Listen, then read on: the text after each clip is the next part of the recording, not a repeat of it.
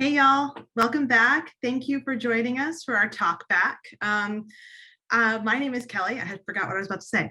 My name is Kelly Colburn. I'm the artistic lead for theater here at Flying V. My pronouns are she, they, Kelly, and I'm here to talk with some of the incredible artists behind the scenes and on the scenes from what you've seen today. So let's go ahead and introduce ourselves. If you wouldn't mind sharing your name, your pronouns, if you feel comfortable sharing them, and what you did on this production. So we can take one down and pass it around, and I will pass it first to our leader, our fearless leaders. We'll start with Chris. How about that? Hi, I'm Chris, he, him, his, and I was the director for the stage reading. I will throw it to Emily.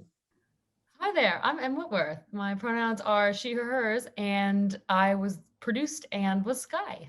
I will kick it to our lovely stage directions reader. Hey y'all, I'm Mandy, she, her, hers, and I read stage directions and emotionally supported Chris. Oh, and I'll pass it to Danny. Hi, y'all. My name's Danny. Pronouns he, him, his. I played Dave. I'm going to send it over to Dylan. Hi there. My name's Dylan. I played Benny tonight, and my pronouns are he, him, his. I'll pass it to Maria. Hi, folks. My name is Maria, she, her, hers. I played Meg, and I'm going to give it to Justin. Oops, Tyra. Oh, okay. Justin. Hi, I'm Justin. I played Tyrone. He, him, his. Forgot about that. And I'm going to pass it to Jacob. Hi, I'm Jacob York. He, him, his, and I am the playwright. And I will pass it to the shade manager. Hey, Mike Tarver, he, him, his. Yeah, did the shade, did some stage management, little sound design. Who's left? Was it just me? I think that was just me. Okay. I think that's it. He picked those bops too. He was responsible for all those songs. Oh yeah, the slapping songs that everybody in the chat was like crying for, just here for. First off, congratulations to you all. This was just had such lovely energy. It's sometimes when we're all spending a lot of time on Zoom, it's really hard to like be present. So thank you for giving 110% of yourselves to bring this story to life. Like it's just wonderful to have your energies in the room. So thank you for that. Why don't we start off with some questions? I'm going to toss it over to Chris and Em for this question. How were you introduced to this play, and what inspired you to bring it over to Flying V to produce it in some way, shape, or form? Yeah, I'll field it first. I don't even know if Jacob remembers this, but the way I like to tell it is Jacob and I were arguing over who could write a better D&D play because we both felt like that was a genre that didn't have enough plays. And Jacob wrote his first draft, and I just gave up and never wrote anything because I was like, I can't beat this. And it was a part of a stage reading that a theater collective I was involved with in Atlanta in 2016 did. So I got to help, serve as like the birthing doctor for the play, if you will. And then I'll throw it to Em about her first touch with it. Yeah, so he literally threw it to me in real life. Chris and I worked together at, we sort of worked in the same circles at Cinetic Theater, and Chris reached out to me because he knew I was involved with Flying V and said, hey, I'm interested in getting this produced. Do you want to look at it? Seems like it could be a good fit. And so through our, hashtag shout out Cinetic, through our sort of talks, we realized, and this was in November of 2020, October of 2020. I read the play. I was like, this is a perfect fit for Flying V. We hadn't yet had Kelly join as our Flying V artistic lead. So we had sort of started to put this together, and then Kelly came on and just amped it up from 0 to 60. She gave us the firepower that we needed to make it work. And yeah, that's how it happened. It's a fun little side note is that half of our cast, we have a kind of cool blended cast. Half of our cast is Cinetic people and half of our cast is Flying Bee people. So it just worked out that way. That's awesome. So Chris and Jacob, how were y'all connected then? How did this little tete-a-tete friendly playwriting contest come to be? What's the origin story? I mean, at the risk of oversharing, I literally met Jacob in Atlanta theater when we were working. It was one of those people I met and I was like, I'm gonna make that guy be my friend. I just thought he was so cool and just really fun to be around. And so I was like, I'm gonna ingratiate myself to him. And it worked apparently. Yeah, I don't know, Jacob, what's your side of it? Yeah, we were we both apprenticed at different times at the Atlanta Shakespeare Company, also known as the Shakespeare Tavern in Atlanta. And I think that Chris was a year or 2 years after me. I can't remember which one. But it was always it's always important to try and like show up and help people who come after you, and Chris wanted to be my friend, and damn it, I wanted to be his friend too. I could tell he needed one. I am so here for this. Amplifying male love, male friendships. We are all here for it. So D&D, why D&D, y'all? Why did D&D become the, aside from feeling like there weren't enough plays about it, is D&D something that y'all, have a love for and share and is part of your, your life and how you see the world? Well, if I may, the initially, I believe that my discussion with Chris was actually something closer to, I've got this idea for a D&D play, but I don't know if I can write it because I feel like She Kills Monsters has taken all of the oxygen of that particular genre, in the same way that like it is difficult to think about writing a play about professional wrestling because how do you compete with the elaborate entrance of Chad Deity? It's such a big iconic piece. But I had this idea about someone playing through all of these moments in their life. And all of the stuff that I write is in one way or another just about me trying to express why I care about something that I care about. And I was raised in Western Kentucky. I was raised in like reasonably rural Western Kentucky, and so when I started playing D&D in college, my dad was like, that's how they get you. That's how the Satanists get you. Credit to my dad, he's not actually that backwards. He was joking, but that kind of stuff is really pounded into you from like a young age. And so I don't know, it was just very important to me that I try and figure out a way to show the world how wonderful this game can be, because so many of my memories from college are about sitting around a table and spending time with my best friends. Yeah, I mean, definitely when I first read the play, I was like, this feels like She Kills Monsters for adults. And that's part of the reason why I don't identify too much, with She Kills Monsters. I can appreciate it, but it happens to take place, in a certain time in my life that I am so far removed from at this point. And that's what I appreciate about this play, is that it really deals with the challenges of what it is to become an adult, the changes that we go through.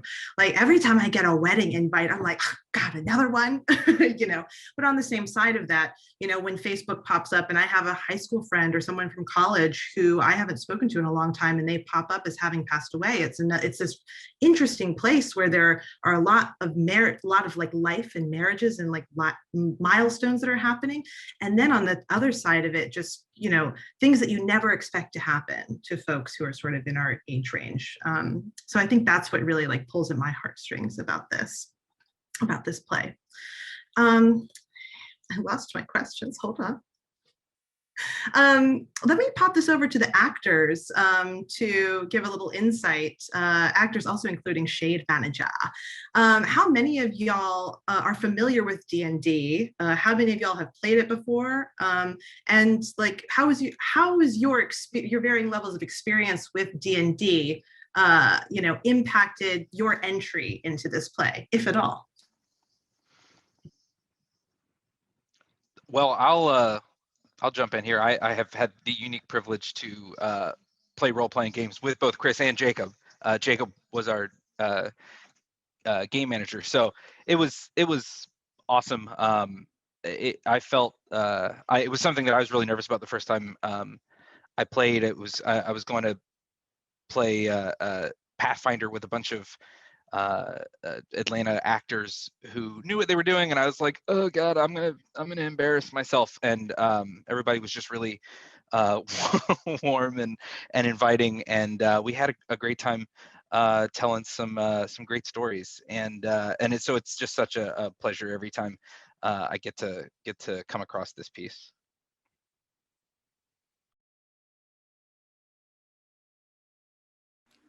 I'll go. So I've been like adjacent to the D&D world. I'm a huge nerd, video games, comic books, superheroes, like that's my thing.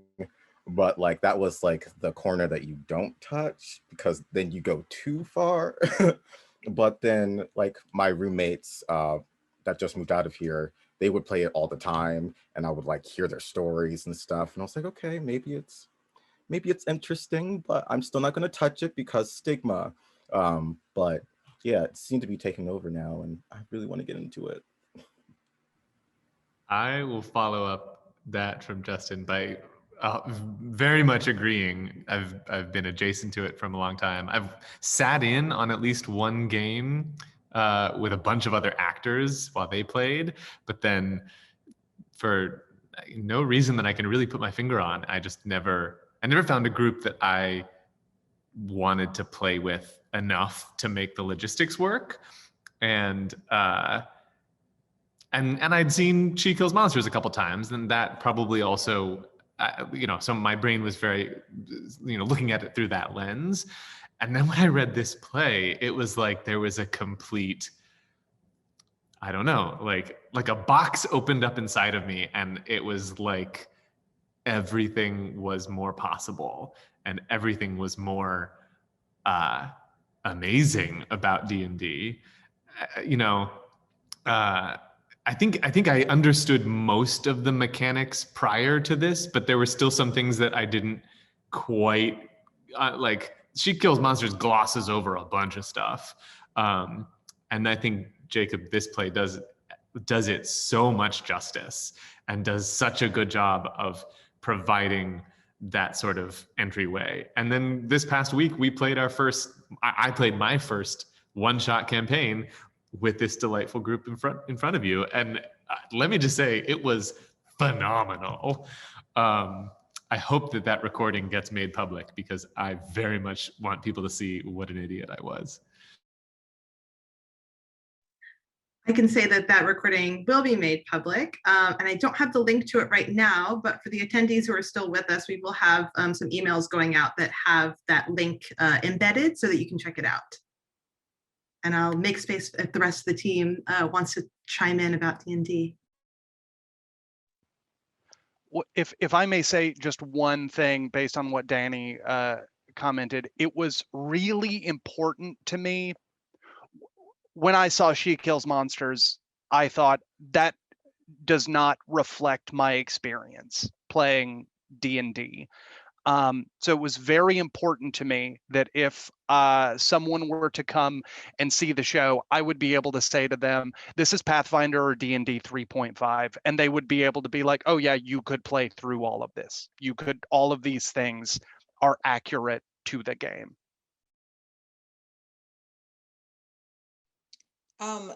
So I danced near D&D in college. I was a theater major, and a guy was writing this like epic novel like Lord of the Rings thing, and he wanted to world build, and he was like, I've never done D&D before, but you can use that to build worlds. And we were like, yeah, let's practice acting. And so we did it without any rules. And so I was like, oh, I know how to play D&D, and then quickly found out I had no idea what I was doing. This play has been a significant education and lack of knowledge that I realized I did not have, but that's how I started with D&D. Yeah, somewhat similarly, this week was my first campaign, and prior to that, I had very little knowledge, to the point where, like, writing the bio for my character this week, it started off like, so Joe is a troll, but he owns his own boutique flower arrangement studio. You know, his parents are fiscally conservative, ideologically liberal. He doesn't necessarily get along with them. And I realized, you know, after the fact, I'm like, I see. I don't think that this was the backstory that fits in world here. But we made it work. I would die for Joe.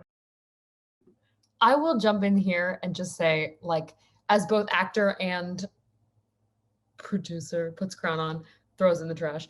I had only ever known about D&D tangentially, and I think it speaks to both Chris's directing and Jacob's writing that as both an actor and someone behind the table, I could I could navigate my way around just by reading the play and go, okay, like we have our in Meg. We can understand that for those of us who have absolutely no idea what's going on, we can identify with Meg and sort of follow her throughout the show. And then for people that are more well versed in D&D, they can sort of engross themselves in the friendship group. And that's part of the reason the show is so great to be a part of, is it's so inclusive without hammering you on the head about it. It just kind of brings everybody along. Yeah. Definitely. Yeah, it's interesting to hear. I mean, when I think about D&D, and I've only ever played once, it's like a structured improv, right? And I'm surprised that more theater people, at least speaking for myself personally, not in my circles, we weren't playing D&D. But it's interesting to hear the split between I'm like, this is my thing. Goes back to memories of this certain place in time, and some other folks who are like, well, I'm finding my way in, and I'm kind of into it. Let me pass this back over to Jacob really quickly, just to get a sense, since we've heard from all of these, fantastic actors, and know that they, these are the faces that I know I will take with me when the next time that I read this play. How much of this is based in reality versus based in fantasy in terms of, the events and the people? And if that feels like too personal a question, please feel free to pass on it. The story is in no way based in reality. It's, like anything that anyone writes, you take stuff from life, but this did not happen to me. The people, the names, Tyrone was my GM. Dave was one of my best friends. Meg was one of my best friends. And Benny and Sky are sort of a mix of a few people. And that is a huge part of why writing this play was so important to me, because it was really it was my, I like to think that I am pretty good at telling my friends that I love them and telling them that they matter to me. But even still, this was my love letter to my friends without having to embarrass them too much. So. I love that. Oh, and almost all of the characters, Finnegan, Dakar, Glim was without a shadow of the doubt Dave's best character. And definitely one of the coolest things when this was having its first reading with the Seedling Project, I was incredibly nervous. I went outside and just had to do some laps, and I called Dave. And I was like, the thing that I cannot stop thinking about is that there are going to be people that you will never meet that are going to have an argument about who would win in a fight, Dakar or Finnegan. It's just sort of the the magic of writing something based on people you love. Yeah, that's awesome. Thank you for sharing that. I'm gonna try to pull some questions from this chat here. Oh, here's a good one. Here's just the first one that's popping, that's like catching my eye, but there are more and we'll move around, y'all. So if you have questions, folks, go on ahead and pop them in the chat and we'll get to as many of them as we can. We probably have another about 10 minutes or so that we've slated out for the talk back. Percival Hornack, they has asked, how do you find the balance between fantasy and real life in plays like this? Which I think we've kind of touched on a little bit, but if anybody else has other things to add, I would be curious to hear for sure.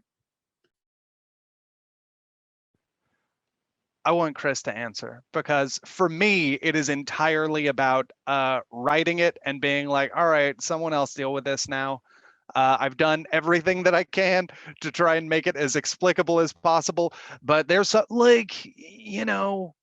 being like, oh, he's bald in this scene, he's not bald in the next scene, and then he is bald again, and then he's not. Sorry, figure it out technically. I have no idea. But yeah, I think ultimately for me, it is about as long as everything is motivated and as long as everything matters, kind of like the real or fantasy doesn't matter that much to me. But Chris, what do you think? We were talking about the bald thing. And my solution was have Dave shave his head and wear a wig. That way he's not wearing a bald cap. The reveal is it's a wig the whole time. Similar to what Jacob's saying, for me, I think, at least when I played D&D, the characters I played were always like a little piece of me in some way, some aspect of myself. And so I think that almost all the characters that they play in this are a different version of them. So it's all real, it's all meaningful. The final scene comes to mind where they're role-playing Dave and they're defeating the Shade with abilities from the rest of the group with all the friends. So like they're all giving him a little piece of themselves in that moment, which is, it's real to all of them. Like it's the power of storytelling. And then you pick it up and move on. So I think it was important to treat the emotions in those moments as truthfully as possible for the characters in those moments. Yeah.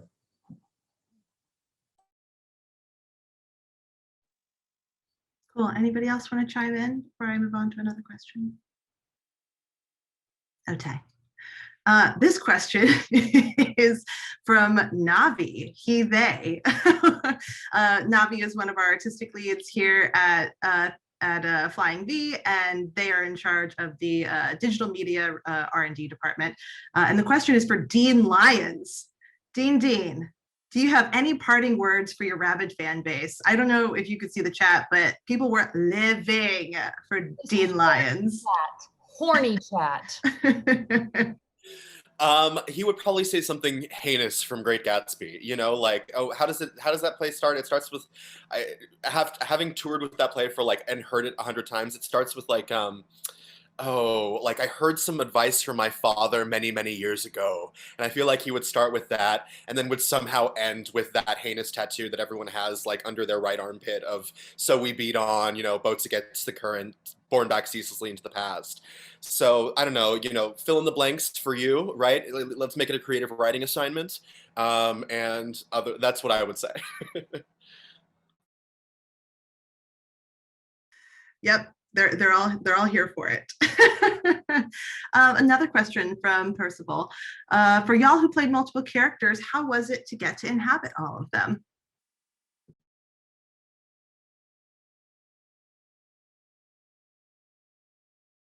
Dylan. I think to follow up on the reality question, I think that the interesting thing about Benny and Sky is that, Dave and Meg have this gorgeous thing, of falling in love where you get to learn the vocabulary of someone else's passions. But Benny and Sky have to communicate their advice when Dave will just not listen. In real life, they have to communicate what they need to him in the fantasy. And I think that was you know, besides sort of us just being the Timon and Pumbaa throughout a lot of this, I feel like it was then finding the moments where it's like, okay, no, no, no, now like look me in the eyes and let's have a real conversation, even though I'm playing this character, but I'm not, because this is the only way you'll listen to me. That was my experience. Dylan nailed it from my perspective as well. And one of my favorite things about the characters of Benny and Sky is how they have to, and you know how beautifully y'all did it, is exactly like you're saying, figuring out how to communicate with Dave, and also knowing that all of these characters are still Benny and Sky.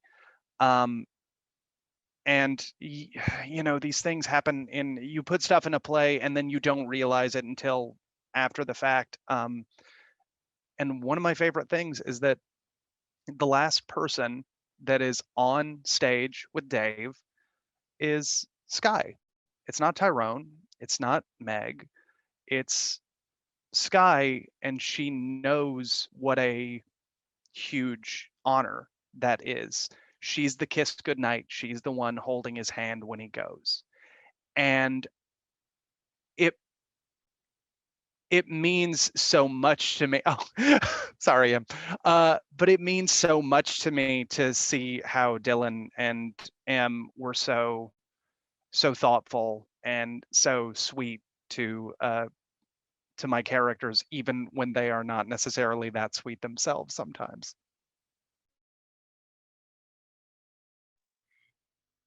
Awesome. To wrap this up, there are 2 more questions that popped in the chat. So let's see if we can get them in real quick, and I might modify a little bit. So one of the questions from Charles is, what did you discover about yourselves during this process? And maybe I can challenge us to, like, instead of put it into one sentence, like, is there a word that comes to mind in a way that something that you've discovered yourself about yourself in this process?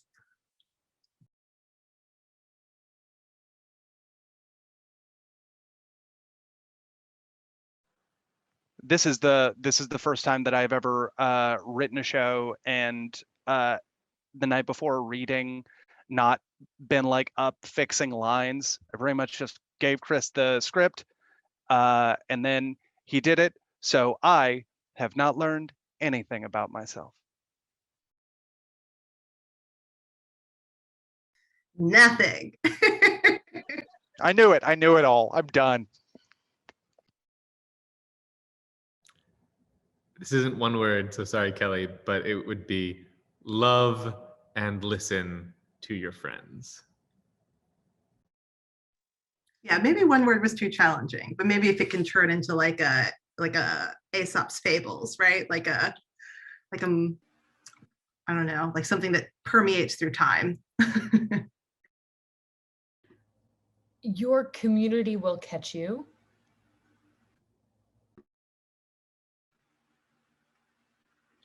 I learned the vocabulary for something I felt, but didn't have the words for.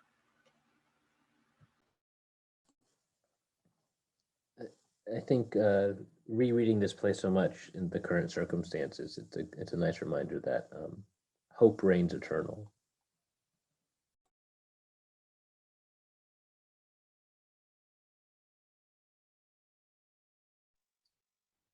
Leaving a little bit more space. If anybody else has anything they want to share before we go to the last question. This is not going to be a gem or a tidbit. But playing Meg, Meg feels very similar to who I am as a person, and so I don't play those characters, except this one time, which is a wild experience. But I don't typically play people who are similar to me, and so not having to build into somebody, it was like it was the idea of like, you are enough. Like, you don't have to put on a front. Oh, that was a gem. Okay, cool. Yes, talk it out with us. We are here. All right, y'all. Then last question for us, which I think is a perfect segue into sort of launching us into the future and into the unknown and off into our own lives. This comes from Michael. Being D&D based, the show really lends itself especially well to a reading. But what do you think the biggest effect of being fully staged would be? Meow, meow, meow. I think the cool thing about this play is that there are a lot of directions that you could go with it. I think that it could lend itself to being something super minimal, and have like a very like really using the imagination, right? So like the idea of I don't know, I'm thinking of like the opening speech of Henry V, right? Like imagine there are horses. I think that you can do that with this play. I think that there's enough in there that you don't necessarily have to build that out a ton. You could also do this with a huge budget, and you could bring in giant set pieces and have like crazy costume changes that are happening, and orc puppets or whatever it is. So I think there's a really wide range of what you can do with it, and it encourages a lot of creativity on the part of the designers and the production team to come up with something to tell the story in the way you want to. I think it can be more spectacle driven, or it can be more focused on the characters and the words and the story, which I think is neat that it doesn't force itself in one direction or another. It's really up to the company that's putting it on. For me, I find myself drawn to plays that are about imagination in the actors, and this is a play that's like perfect for that. Like I love minimal plays where the emphasis is really on the performance and performers who get to play multiple roles, and like forcing the audience to engage with the metaphorical and the thematic and the imaginative. And I think this play really excels with that. And I saw Danny unmute right before I started talking, so I'll throw it to him. I think my answer to the question is that I look forward to seeing multiple versions of this production. Like I look forward to seeing this done regionally and professionally everywhere for the next 50 years. And because I do think, Jacob, you do such an amazing job in your stage directions, in some of your transitional moments, of offering some possibilities, but again, leaving it very open. And some of the stage directions that Mandy read tonight were not the complete text. So audience, for those of you who, if you heard some of those moments, you didn't even hear everything. And I really love, in my mind, I'm picturing like, yes, maybe a giant whiteboard that gets just doodled on all through the show, or maybe it's big, Post-it notes, or maybe it's projections, or maybe it's chalk. Like there's got to be a million ways to do it. And, that's the fun of it, I think, to be able to, to go in any direction you want to go, whether it's with, orc costumes, or whether it's with actors who can climb on each other's shoulders and create a two-headed beast just from their physical prowess. Personally, I'm really excited to stage the combat scenes myself at some point.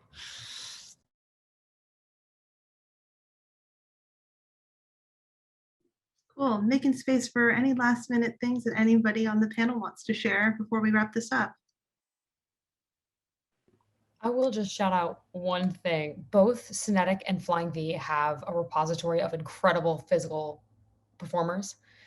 Everyone in the cast has extensive physical training, and while you can't see it in this Zoom reading, they're all incredible performers. And it would be so exciting to get to present this and showcase these performers' abilities, because like you haven't lived until you've seen Dylan dance. You haven't breathed until you've seen Maria do lyrical. You haven't, like, Justin's comedy, Danny's fights, my trash crown. Like we purposefully cast people that also have a physical background, and it would be so exciting to see that fully realized on stage. I don't know. I saw a fight scene. I saw somebody get punched. It looked great. Hello, hi. Meow, meow, meow, hi. Cool, y'all. Well, with that, I just want to say thank you all so much for sharing virtual time and space with us. Thank you, performers, for giving us 110% in this odd virtual world that we live in. Thank you, Jacob, for joining us. Thank you, Chris. Thank you, Em, for bringing this play to Flying V. And thank you, folks on the other end who I can't see you, but I know you're there, for joining us tonight. I'll just remind everybody that that we'll have a run of this. It's going to be shown on our Vimeo.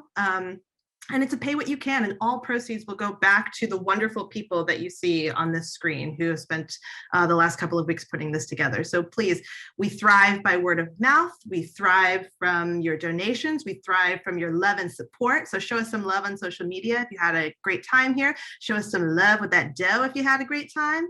But otherwise, yeah, thanks for being here. And everyone, be safe, be well, and we'll all be together soon. Yeah. All right. Take care, everybody. Have a good night.